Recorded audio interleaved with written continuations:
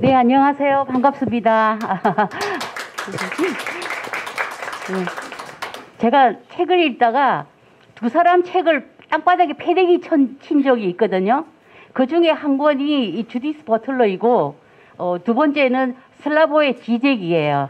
그래서 일단은 제가 이제 제 팔째는, 이게 주디스 버틀러가 끊임없이 이제 EBS 1강에서 5강까지 그 호출한 사람이 시몬드 보바르죠. 근데 보바르는 책이 나온 지 70년이 지났죠. 70년이 지났고 주디스 버틀러 책만 해도 30년이 지났어요. 저는 이런 정말 캐캐묵은 이런 책들이 우리 사회에 이렇게 젠더리즘이라는 걸로 영향을 미치고 EBS에서 이렇게 불러서 이렇게 한다는 것 자체가 저는 정말 용납이 안 됩니다. 지금 우리가 어떻게 세상이 변하고 있는데 무려 70년 전 책, 30년 전 책을 가져와서 우리 아이들에게, 청소년들에게 이렇게 자료로 쓰고 있는가, 교육방송에서 이렇게 할 수 있는가, 이거는 정말 말이 안 되는 그런 이야기입니다. 우리가 주디스 버틀러를 이해를 하기가 사실은 쉽지가 않습니다. 그리고 이것을 주디스 버틀러를 이해를 하려면은 페미니즘의 역사와 어떤 그런 그 순차적인 그런 역사 이론을 조금은 알아야지 이게 버틀러를 이해가 가능하거든요. 그래서 잠깐 우리가 한번 좀 연대기를 좀 훑어볼게요. 우리가 이 서구 여성 운동 초창기에는 뭐 페미니즘 운동이라고 하지 않았죠. 이게 길게 잡아 200년 됩니다. 프랑스 혁명, 미국 독립혁명부터 시작해서 여성 인권 운동이 시작되었으니까요. 근데 이제 1960년대 말, 우리 이른바 이제 68혁명, 뉴 랩터 운동이 일어나면서 이제 새로운 페미니즘 운동이 일어나고, 그때 이제 우리가 일반적으로, 대중적으로 페미니즘 운동이라고 이렇게 불렀던 거죠. 그리고 이제, 초기에 여성 해방이라는 슬로건으로 나오면서 그 당시에 70년대 초에 어떤 운동이 있었냐면은 게이 권리 운동, 레즈비언 권리 운동이 일어났어요. 그러면서 그 60년대 말에 등장한 페미니즘은 게이들과 연대하고, 그리고 이 레즈비언 운동과 적극적으로 결합을 해가지고 이것이 레디컬 페미니즘 안으로 레즈비언이즘이 왕창 들어오게 됩니다. 그래서 이것이 주류화가 되어버리는 거예요. 그래서 우리가 그전에는 뭐 자유주의 페미니즘, 그리고 뭐 마르크스주의, 또 사회주의 페미니즘이 그런 유형이 있었지만은 이 레즈비언이즘이 이제 토대로 한 이 급진적 페미니즘이 완전히 이제 70년대부터 페미니즘을 장악을 해버리게 되는 거죠. 그러면서 이 쭉 이어지는 연장성상에 버틀러도 등장을 합니다. 그 70년대 중반에 이제 이 페미니즘이 여성학으로 자리 잡아서 대학 강단으로 들어가게 되죠. 예, 이화여대에서 1977년도에 여성학이 만들어졌거든요. 예, 그리고 이제 이후에 포스트 모더니즘 시대가 열립니다. 1980년대 말이죠. 그 무렵에. 그러면서 이 포스트 모던 해체주의가 이제 그러니까 페미니즘 운동의 제3물결에 해당하는 그런 조류를 만듭니다. 그게 이제 제3물결이 남성 페미니즘, 뭐 다문화주의 페미니즘, 그 당시에 뭐 세계화 이러면서 이제 다문화주의가 미국, 캐나다, 뭐 뉴질랜드, 호주 이런 데서 받아들이면서 다문화주의에도 페미니즘이 있구나. 그러면서 이제 다문화주의 페미니즘, 사회 구성 페미니즘, 그리고 여기 포스트 모더니즘 페미니즘 유형을 이렇게 만들게 되죠. 그 다음에 이 포스트 모던은 해체주의가 이제 되는 거죠. 그리고 이 포스트 모던 해체주의는 법과 종교 그리고 정치, 문화를 해체합니다. 완전히 그냥 계속 해체를 해요. 결국은 끝까지 밀어붙이는 거죠. 끝까지 해체하고 또 해체하고. 그래서 결국 이 버틀러라는 사람이 등장을 하게 되는 겁니다.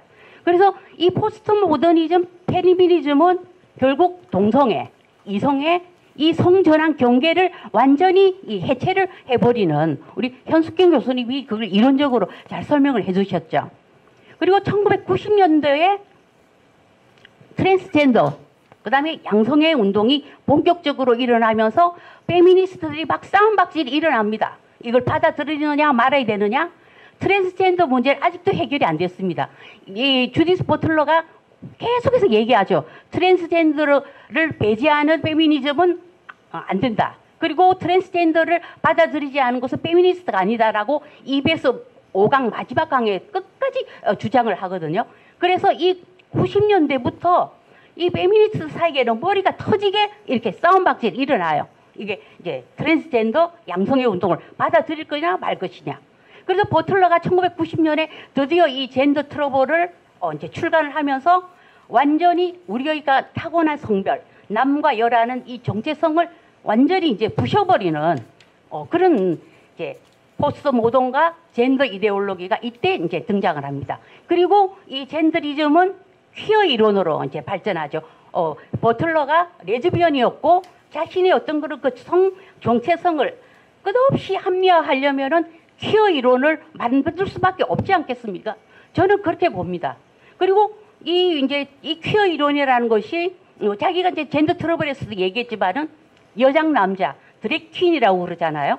여장 남자 게이 행진 퀴어 프레이드가 이제 여기서도 등장을 하게 되고 그 다음에 뭐 의상 파티 막 그 분장하고 막 이 과장된 가발을 쓰고 남자들이 막 하는 그런 쇼 있잖아요. 이런 거를 막 그냥 퀴어됨을 연출한다. 이런 유행이 1990년대 말부터 이제 이 서서히 이제 막 일어나기 시작하죠. 우리나라도 퀴어 프레이드 축제가 이제 계속해서 있지만은 그 다음에 이제 이 기회를 페미니스트들이 놓치지 않습니다.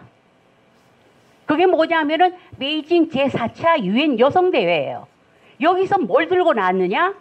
그때 미국 대표가 힐러리 클린턴이었어요. 그때 이제 클린턴이 대통령이었고 이때 미국 대표로 나와서 젠더 이퀄리티라는 개념을 들고 나옵니다. 그러니까 젠더라는 용어 자체를 처음으로 여성 운동사의 키워드로 던져버린 거예요. 그래서 그때부터 여성계는 그냥 이 젠더 개념이 중심으로 전략적으로 채택을 하게 되는 그런 계기가 된 게 95년도예요. 그래서 이 젠더 개념의 맨 앞자리판은 누구냐? 바로 버틀러입니다.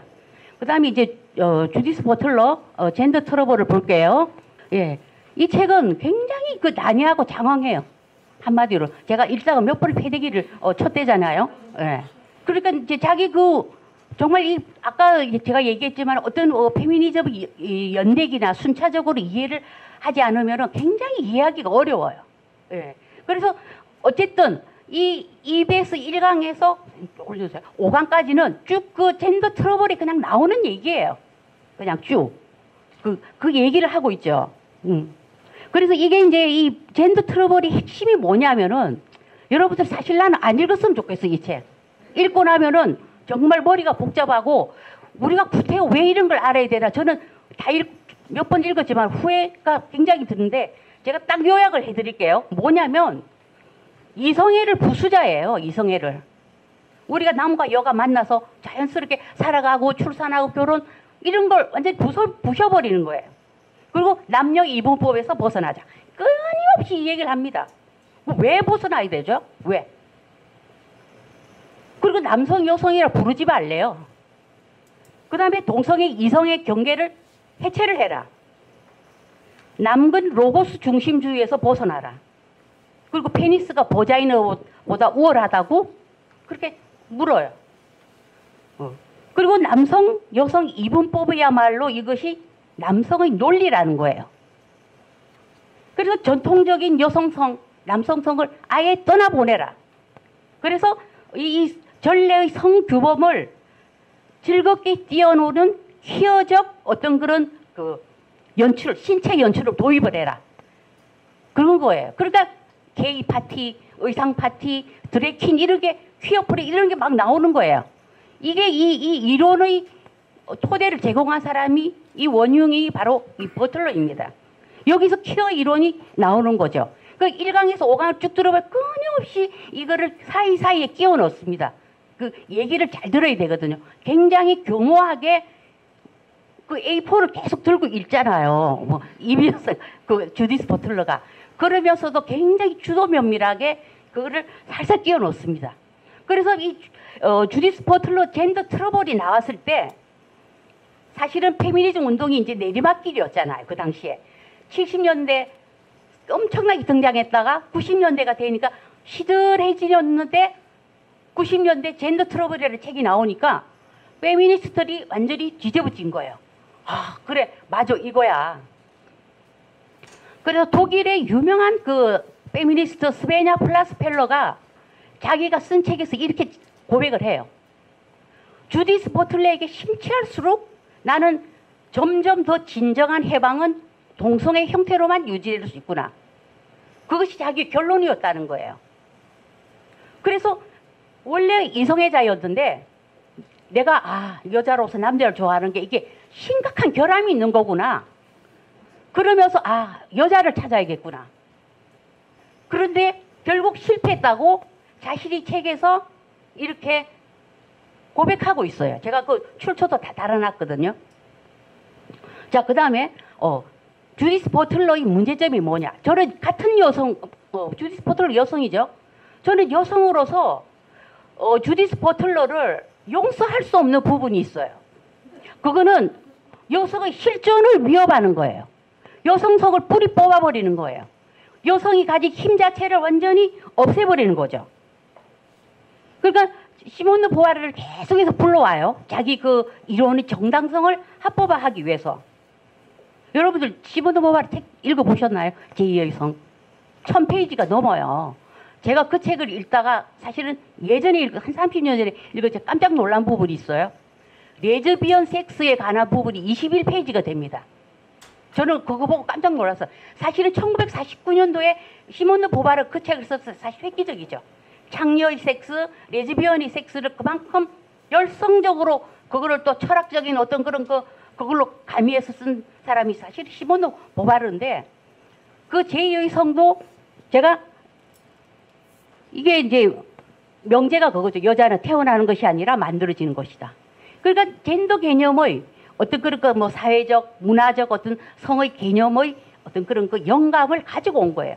요 뒤에 젠더라는 용어를 만든 사람은 따로 있습니다. 그 보바르는 여기 끊임없이 보바르에게서 버틀러는 그 이론을 계속해서 가져옵니다. 그래서 이제 계속 보바르에게 의존을 하죠.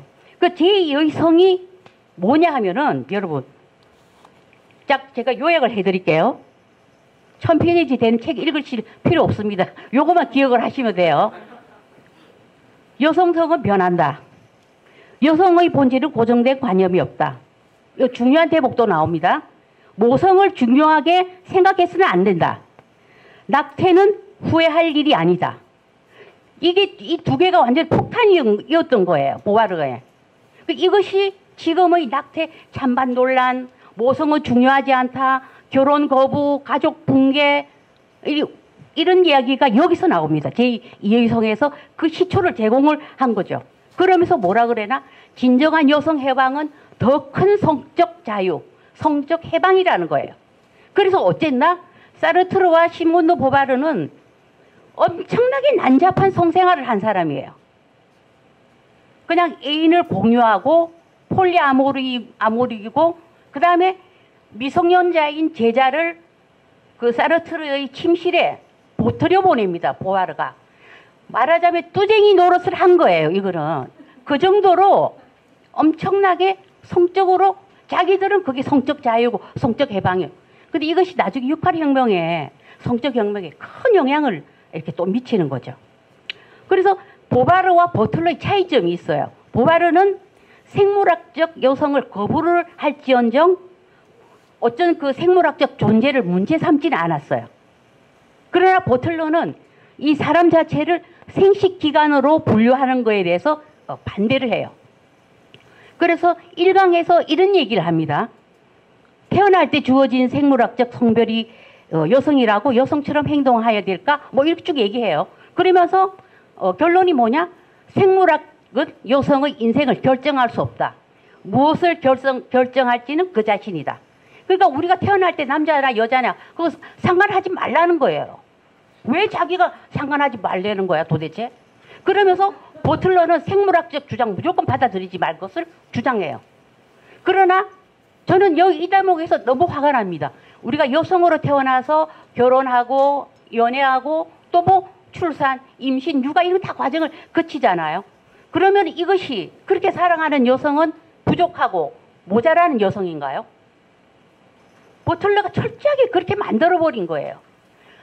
제가 시몬드 보바르에서 분노하는 지점이 뭐냐? 철저하게 여성들이 살아가는 삶 자체를 허들의 잡일로 만들어버린 거예요. 버틀러는 더한 거죠. 우리가 또 결혼을 하지 않더라도 타고난 여성성을 지닌 채 얼마든지 자신의 일로 성공한 여성들이 있죠. 그러면 이 여성들이 그냥 우리가 생물학적으로 순응한 존재인가요? 여기 다 오신 분들 제가 정말 물어보고 싶어요. 이런 식으로 이 버틀러가 이 얘기를 합니다. 그래서 뭐냐면은 철저하게 여성의 지위 그리고 어떤 그 여성을 자기 부정화를 시켜버리는 거예요. 그리고 여성의 욕망, 여성의 자주성, 여성의 자기 결정권을 철저하게 무력화시키는 게 이 바로 버틀러입니다. 저는 이 지점에서 정말 버틀러에게 저는 분노합니다. 그리고 정말 이거는 여성들이 실존을 위협하는 거죠. 이것이 저는 버틀러가 여성에게 할 수 없는 그런 저는 모욕적인 일이라고 생각을 해요. 그리고 버틀러는 또 이제 퀴어 이론의 창시자입니다. 아까 말씀드렸다시피 성별이 상황에 따라 시간과 공간에 따라 변화한다. 그래서 수천 가지 조합이 가능하다는 거예요. 자기가 직접 그런 얘기를 했어요. 그 리베라시옹과 인터뷰를 할 때도 그런 얘기를 합니다. 계속해서 변한다는 거예요. 그 아침에 남자 되고 저녁에 여자 되고 내가 여자인데 남자로 주장하고 여자 목욕탕 들어가고 막 이제는 이런 이상한 걸 막 만들어 버리는 거예요. 그러니까 끊임없이 이제 이 버틀러는 EBS 강연을 통해서 성별은 사회가 만든 것이다. 결혼 제도는 사회적 규범이다. 이거를 계속해서 주장하면서 이 퀴어 이론을 막 이렇게 끼워넣기 시작합니다. 자, 그 다음에 이제 제가 줄을 친 거는 제가 태어날 때 생물학적으로 여성으로 판별된 사람이 사회에서 남성으로 살아갈 수 없다. 이제 EBS 강연의 한 대목이에요. 그 다음에 이게 또 이제 뭐 나옵니다. 역사적, 문화적 맥락에 따라 변한다. 그건 바로 성별 범주는 정해진 사실보다 상황이라는 거, 시츄에이션이라는 거예요. 도대체 이게 뭐 하는 시츄에이션인가? 정말 나는 물어보고 싶어요. 그러니까 요즘 여러분 성별 식별이 얼마나 많아요. 페이스북에 뭐 70몇 개, 호주는 뭐 33개, 심지어 뭐 요즘에는 뭐 자기 성별 테스트란에 다 자기 쓸 수 있어요. 막 여러 가지. 이 지경까지 이게 우리가 사는 삶이 와버렸습니다. 그래서 제가 아까 얘기했다시피 버틀러가 2000년에도 리베라시옹하고 인터뷰를 하면서 주디스 버틀러는 우리가 레즈비언은 같은 여성들과 관계를 가지는 거죠. 근데 버틀러는 이것도 다 해체를 해버립니다. 똑같은 성에 끌리는 것도 아니다. 얼마든지 반대 성에도 끌릴 수 있다. 그런 거죠. 그리고 개인은 얼마든지 성을 바꿀 수 있다. 삶을 살면서 성적 취향에서 변화를 겪을 수 있다. 근데 이 말이 굉장히 위험한 게 젊은 세대에는 먹혀 들어가요. 이게 실질적으로 성은 바꿀 수 있다. 이런 식으로 굉장히 위험한 부분이에요. 그래서 수십 가지를 만들죠. 계속해서. 예. 그 다음에 이제 이 중요한 쟁점이 뭐냐면 제가 아까 얘기했죠. 트랜스젠더를 두고 이 페미니즘 걔는 두 갈래로 나뉘어집니다. 이게 대표적으로 이제 그 트랜스젠더를 혐오하는 페미니즘을 받아들일 수 없다. 버틀러는. 그리고 트랜스젠더의 혐오자는 페미니스트가 아니다라고 버틀러는 5강에서 거의 마무리 발언을 하면서 이렇게 얘기를 하고 트랜스젠더를 옹호를 했지만은 그 반대로 실라 제프리스가 있어요. 실라 제프리스가 지난 2019년 10월 달에 우리나라에 왔어요. 우리나라에 급진 어떤 그 레디컬이고 이제 레즈비언이즘이 이렇게 듬뿍 들어가 있는 그 대부분 우리나라 레디컬 페미니즘의 주류인 터프, TRF라고 줄여서 이렇게 하는 이 터프에서 불러서 이 실라 제프리스가 3회 정도 이제 강의를 하면서 트랜스젠더리즘을 굉장히 비판을 합니다. 완전히 공개적으로 비판을 이렇게 한 거죠. 그래서 쉴라 제프리스는 뭐라고 그랬냐면은 트랜스젠더 여성은 여장의 성적 패티시를 느끼는 남성이다. 트랜스젠더 여성은 사회적 여성성을 수행해서 오히려 가부장제를 공고히 한다. 그러면 그때 우리가 무슨 일이 있었냐면은 이제 숙명여대 이제 그 트랜스젠더 학생이 입학하는 그 사건으로 엄청 시끄러웠을 때죠. 그때 이제 주디스 버틀러도 사실 인터뷰를 했어요. 트랜스젠더 받아들여야 된다라고 했고, 이때 우리나라에 들어왔던 쉴라 제프리스는 명확하게 반대를 한 거죠. 예, 그래서 버틀러는 레즈비언이라도 스스로 여성 혹은 남성이라 여길 수 있다고 주장하지만 레즈비언인 쉴라 제프리스는 오직 생물학적 여성만을 대상으로 한다. 사실 이거는 좌파 페미니스트와 이제 비판하는 지점에서는 약간 겹칠 수는 있지만 이 사람들은 본질적으로 페미니스트라는 거를 그 점을 이제 인식을 하면 되겠습니다. 그래서 저는 이번 강의를 보고 쭉 이제 이 터프들이 반응을 궁금해요. 지금은 아직까지는 어떤 그런 그 반론이나 반박은 제기가 되지 않고 있어요. 자, 그 다음에 이제 이 젠더 용어 창시자 존 머니를 좀 볼게요. 이 존 머니는 젠더라는 용어를 직접적으로 만든 창시자예요. 존 머니는 의사가 아니라 임상심리학자이고 성심리학자예요. 그리고 존스 홉킨스 병원에서 트랜스젠더 수술을 가장 최초로 하게끔 젠더 아이덴티티 클리닉을 설립을 한 장본인이에요. 그래서 이 사람이 만든 용어가 뭐냐?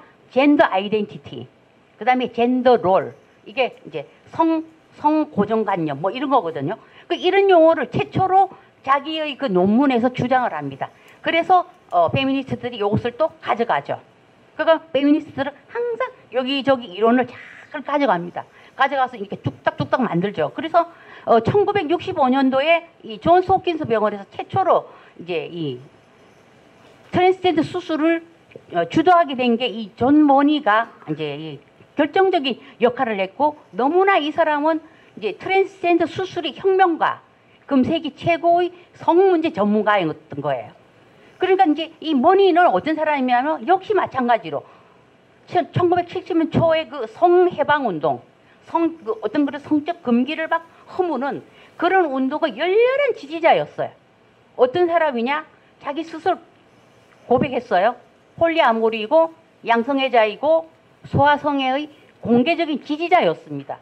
자기가 책에서 그렇게 직접 고백을 했어요. 그리고 근친상간은 범죄가 아니다. 사도마조이즘적인 것도 있고 호분증, 이거 정말 제가 너무 들어서 설명을 못하겠어요. 절단 도착증, 이 어떤 그래서 온갖 어떤 변태적이고 과학적인 그런 거죠. 자기 교살증, 자기 목을 졸라가면서 막 그 쾌각을 얻는. 그러니까 어떤 그런 성적 타락이 극치까지 간 사람이 이 존 머니예요. 이런 사람이 존 홉킨스 병원에서 딱 그냥 그 젠더 아이덴티티 클리닉을 딱 만들어서 트랜스젠더 수술을 하기 시작해 지금까지 하고 있어요. 수만 건 지금까지 하고 있습니다. 오히려 이 주디스 버틀러보다 더 위험한 인물이었죠. 2004년도에 죽었어요. 이제. 예.